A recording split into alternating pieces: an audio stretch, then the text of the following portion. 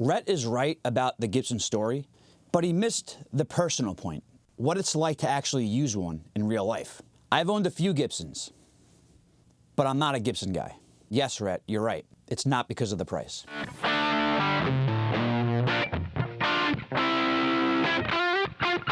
The Gibson Story, in my eyes, is not just nostalgia. It's built around the concept of prestige, the elite class. If you own a Gibson, you're cool.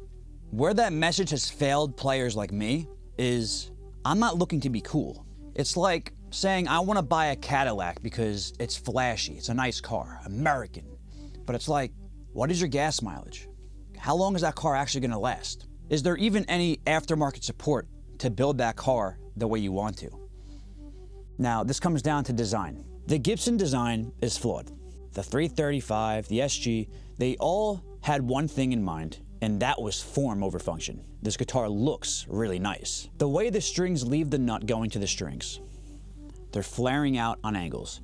This is where the tuning issues are coming from, and you could cut a nut properly to compensate for this, but that right there is a design flaw. The Fender design, string goes straight from the bridge to the tuners. The Fender design philosophy was about function over form. Is the Stratocaster the nicest guitar ever? Hold up a Strat and a Les Paul. Which one would you go home with today? They're probably gonna point at the Les Paul. That's not a selling point for me. And I think a lot of players realize that too now. You could pull a Fender Strat off the wall in Guitar Center, and it's going to play like ass. You could also pull a Gibson off the wall, and it'll play just as bad. But what is the difference?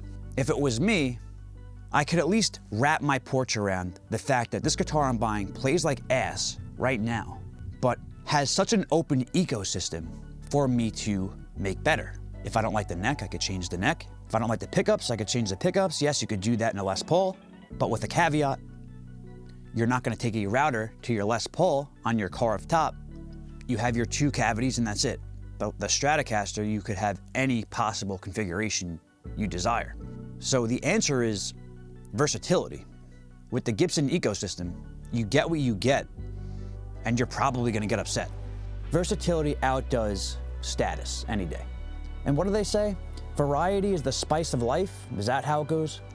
Well, it's true. And in 2026, we're pretty damn close to flying cars. And considering its weight, even with wings, I don't think the Gibson could fly. Gibson is heritage, and Fender is practical. It was never the price.